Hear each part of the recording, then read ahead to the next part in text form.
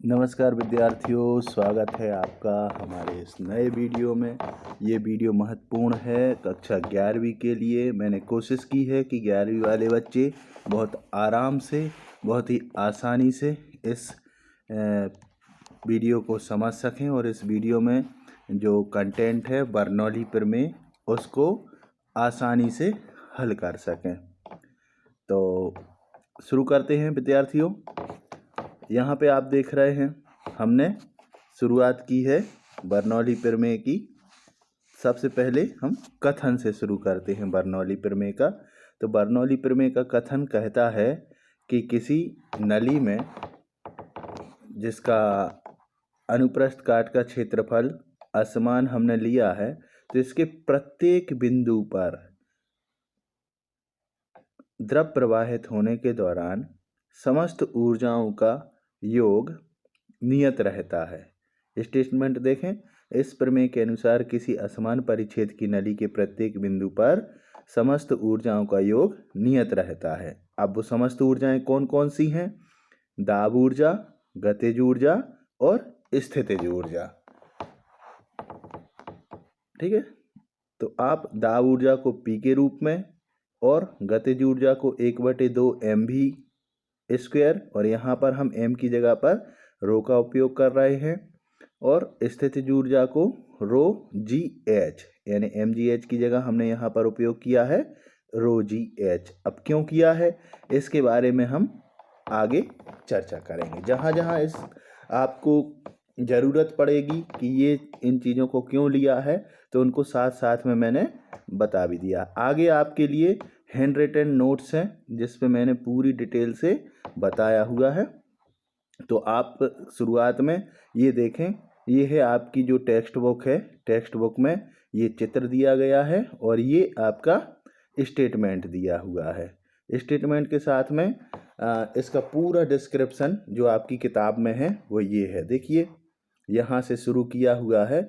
इस चित्र का वर्णन किया है सबसे पहले कि हमने मान लिया कि नली है। नली के एक सिरे का क्षेत्रफल A1, दूसरे सिरे का A2, पहले सिरे पर दाब P1, दूसरे सिरे पर दाब P2, पहले सिरे पर द्रव का वेग V1 और दूसरे सिरे पर वेग V2 है। ठीक है, ये हम यहाँ पर लेके चल रहे हैं। पहला सिरा भूमि से h1 ऊंचाई पर और दूसरा सिरा भूमि से h2 ऊंचाई पर है। ये सारी चीज़ों का हम वर्णन कर देते हैं। अब हमें ज़रूरत पड़ेगी कुछ चीज़ों की। यहाँ पर आप देखें W1 बराबर P1 A1 V1 delta T1, ये यहाँ पर इस तरीके से दिया है। तो सबसे पहले तो हम समझ लेते हैं ये क्या है। तो यहाँ पर देखें W कार्य है। अब हम कार्य की परिभाषा जानते हैं। कार्य बराबर होता है बल और विस्थापन का गुणनफल। ठीक है, तो ये W।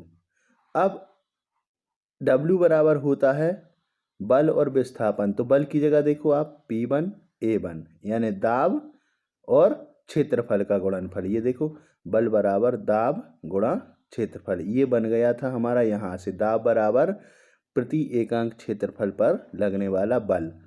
P बराबर F/A से हमें मिल गया F बराबर PA, तो ये बन गया P1 A1। अब ये जो है विस्थापन, विस्थापन हमें मिल गया वेग से। वेग बराबर विस्थापन बटे समय। विस्थापन की दर को हम वेग कहते हैं, तो हमें मिल गया इससे विस्थापन बराबर वेग गुणा समय या समयांतर। तो D बराबर मिलेगा V डेल्टा T। तो यहाँ पे ये देखिए V delta T, V1 delta T। तो ये आपका क्या है? विस्थापन। बल और विस्थापन का गुणनफल ये है।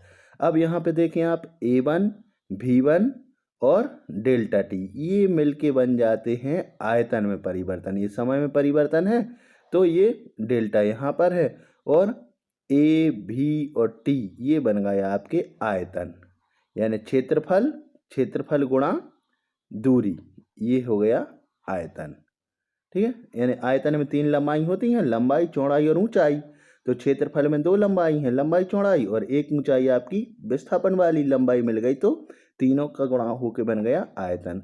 तो दाब गुणा आयतन में परिवर्तन, ये हमें पहले सिरे पर किया हुआ यहाँ पर कार्य मिल गया जल प्रवेश करते समय। और दूसरा सिरा जहाँ से जल निकल रहा है वहाँ पे जो कार्य किया जाएगा वो हो जाएगा इसी प्रकार से। अब W2 बराबर P2 A2 V2 delta T, बिल्कुल ऐसे ही जैसे यहाँ पर, ठीक है। और दोनों सिरों के मध्य किए गए कार्य का अंतर W1 माइनस W2, तो ये P1 माइनस P2 और डेल्टा भी, ये तो दोनों में कॉमन था, ठीक है। तो ये आपकी जो टेक्स्ट बुक है उसमें इस तरीके से दिया हुआ है, ये पूरा हल किया हुआ है। और ये कार्य ऊर्जा प्रमेय का उपयोग करते हुए यहाँ पर सिद्ध कर दी है आपकी कार्य ऊर्जा प्रमेय। तो ये तो है किताब का। अब आपको सरलने के लिए, आपको समझने के लिए थोड़ी सी सरल भाषा में आप देखें, तो यहाँ से शुरू करते हैं हम। देखिए, चित्र आपने देख लिए थे। तो नली के एक सिरे पर द्रव के प्रवेश होने के लिए ये देखें कार्य W1, बल विस्थापन, तो बल है दाब और क्षेत्रफल, और विस्थापन वेग और समयांतर। इस तरीके से हमें ये P1 A1 V1 delta T, तो P1 डेल्टा V मिल गया यहाँ पर, ठीक है।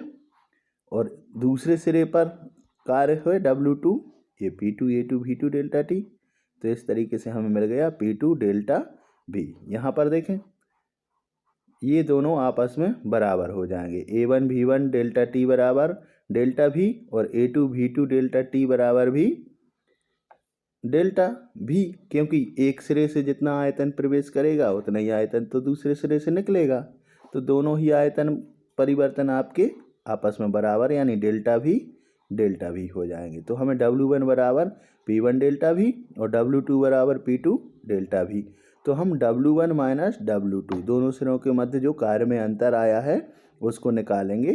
तो P1 डेल्टा V और P2 डेल्टा V को आपस में हम घटा दे रहे हैं, डेल्टा भी दोनों में कॉमन था, तो हमें यहाँ मिल गया P1 माइनस P2, यानी दोनों कार्य W1 और W2 का अंतर हमें मिल गया, दोनों दाबों का अंतर गुणा आयतन का अंतर, ठीक है। इसको हम समीकरण 1 के रूप में लिख ले रहे हैं। अब इसके आगे हम ये देखिए कार्य ऊर्जा प्रमेय का उपयोग करेंगे। तो कार्य ऊर्जा प्रमेय के अनुसार किया गया कार्य ऊर्जा में परिवर्तन के रूप में सुरक्षित हो जाता है, ठीक है। अब यहाँ पर हम देखेंगे कि किया गया कार्य क्या है, W1 माइनस W2, और ऊर्जा में परिवर्तन है आपका गतिज ऊर्जा में परिवर्तन और स्थितिज ऊर्जा में परिवर्तन। क्योंकि जब द्रव नली में बह रहा है तो उसकी जो कार्य है वो स्थितिज ऊर्जा और गतिज ऊर्जा दोनों में परिवर्तित हो रहा है। कुछ जो है ऊर्जा गतिज ऊर्जा में परिवर्तन में खर्च हो रही, और कुछ जो कार्य हो रहा है वो स्थितिज ऊर्जा परिवर्तन के कारण हो रहा है ना, दोनों ऊर्जाओं में ये परिवर्तन। तो इस सूत्र में अब हम आगे जाके मान रखेंगे। तो इसके लिए हमें W1 माइनस W2 का मान पहले से प्राप्त हो चुका है, वो है P1 minus P2 into delta V, और गतिज ऊर्जा में परिवर्तन को हम डेल्टा K लेके चल रहे हैं यहाँ पे, और स्थितिज ऊर्जा में परिवर्तन को हम लेके चल रहे हैं डेल्टा U। तो इसको हम समीकरण रूप 2 के नाम से यहाँ पर छोड़ देते हैं। अब हम निकालते हैं डेल्टा K का मान, उसके बाद निकालेंगे डेल्टा U का। तो डेल्टा K यानी कि गतिज ऊर्जा में परिवर्तन, और गतिज ऊर्जा में परिवर्तन मतलब दूसरे सिरे पर गतिज ऊर्जा और घटाएंगे पहले सिरे की गतिज ऊर्जा को। तो गतिज ऊर्जा का हमने अभी तक सूत्र पढ़ा है 1/2 mv वर्ग। तो हम m की जगह पर यहाँ पर रख रहे हैं रो डेल्टा V, ठीक है, रो डेल्टा V। यहाँ पे मैं डेल्टा लगाना भूल गया, आप लोग यहाँ पे डेल्टा लगा लेना। तो इस तरीके से आपका ये सूत्र डेल्टा K का मिल जाएगा। अब ये रो डेल्टा V कैसे हो गया ये आगे बताया हुआ है। ये देखिए यहाँ पर घनत्व होता है द्रव्यमान बटे आयतन। तो घनत्व रो है, द्रव्यमान m है, आयतन v है। तो इससे हमें मिल जाएगा m बराबर रो v। अब यहाँ परिवर्तन आयतन में हो रहा है तो हमने v की जगह डेल्टा v लेके रखा। तो जहाँ जहाँ m है m की जगह हमने रखा है रो डेल्टा v। ठीक है। तो ये देखो डेल्टा के बराबर 1/2 रो डेल्टा वी, हमने उस सूत्र को आगे बढ़ाया था।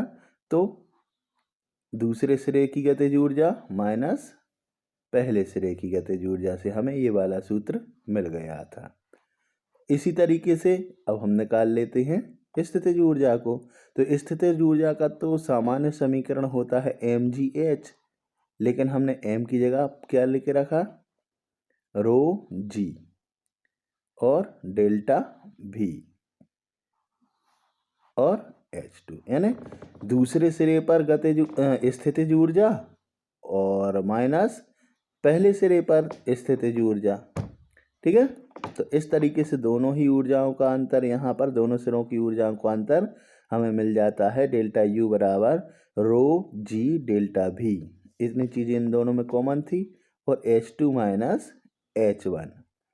अब हम डेल्टा के और डेल्टा यू दोनों के ही मान कार्य ऊर्जा वाला जो समीकरण हमें यहाँ पर मिला था, ये ऊपर इस वाले समीकरण में, ये समीकरण 2 जो है, इस समीकरण में डेल्टा के और डेल्टा यू के मान जो हमने निकाले हैं वो यहाँ पर रख देंगे।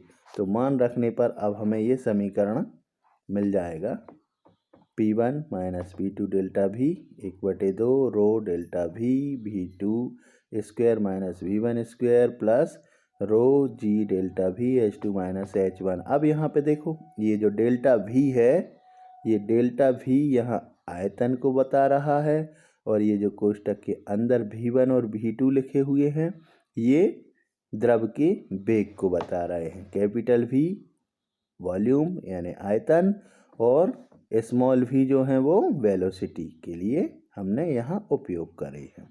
अब यहाँ देखें आप, बाईं तरफ भी डेल्टा v है, दाईं तरफ भी दोनों में डेल्टा v है। तो दाईं तरफ के दोनों टर्म में से हमने डेल्टा v कॉमन ले लिया, अंदर ये वाला समीकरण बचा, ये है ना, इतने टर्म बचे। तो बाईं ओर और दाईं ओर दोनों तरफ डेल्टा v है, यहाँ पे मैंने स्टार मार्क करके रखा है इन दोनों के लिए, यानी ये दोनों चीज़ें इसमें कैंसिल हो सकती हैं, बैलेंस हैं ये दोनों, बाईं ओर भी है और दाईं ओर भी है इसके बराबर के, तो दोनों आपस में कैंसिल हो जाएंगे। अब हमें मिल जाएगा P1 माइनस P2 इतना, और इस तरफ हाफ रो V2 का स्क्वायर माइनस V1 का स्क्वायर और इस तरफ रो जी H2 माइनस H1 इतना वाला, ये ज्यों के त्यों हमें इतना मिल गया, है ना। अब हम इन हाफ का अंदर पूरे में और रो का पूरे में गुणा कर दें और ये रो जी का यहाँ पे इन दोनों में गुणा कर देंगे, तो हमें इस तरीके से P1 माइनस P2 के बराबर में हाफ रो V2 का स्क्वायर माइनस हाफ, यानी हाफ मतलब 1/2 रो V1 का स्क्वायर, ये मिला, है ना ये। अब हम पक्षांतर कर देंगे। पक्षांतर में इस तरफ एक तरफ हम ले आएंगे सभी 1 वाली राशि, जैसे P1 V1 और H1 वाली राशि हम एक तरफ ले आएंगे और P2 V2 और H2 वाली सारी चीज़ें एक तरफ ले आ रहे हैं। तो ये देखो बाईं ओर हम लेके गए, तो यहाँ P1 पहले से था और 1/2 रो V1 देखो यहाँ पर ऋण चिन्ह के साथ था, बाईं ओर आया तो धन चिन्ह लग गया। ये H1 में भी माइनस रो H1 था, बाईं ओर आया तो धनात्मक हो गया। P2 बाईं ओर ऋण चिन्ह के साथ था, दाईं ओर आया तो धन चिन्ह हो गया इसका। बाकी 1/2 रो V2 स्क्वायर धनात्मक है, रो GH2 भी धनात्मक है। अब इसमें देखो आप, अब हम अगर देखें तो नली के बाएं सिरे पर दाब ऊर्जा, स्थित और गतिज ऊर्जा और स्थितिज ऊर्जा तीनों ही ऊर्जाएं आपस में अगर योग कर दिया जाए तो वो किसके बराबर हैं, दाएं सिरे पर दाब, गतिज ऊर्जा और स्थितिज ऊर्जा के योग के बराबर। तो हमने देख लिया कि नली के पहले प्रथम बिंदु और अंतिम बिंदु पर सभी ऊर्जाओं का योग आपस में बराबर है। तो हम इसके लिए सार्वत्रिक रूप से लिख सकते हैं कि किसी नली के किसी भी बिंदु पर दाब ऊर्जा, गतिज ऊर्जा और स्थितिज ऊर्जा, तीनों ही ऊर्जाओं का योग नियत होता है।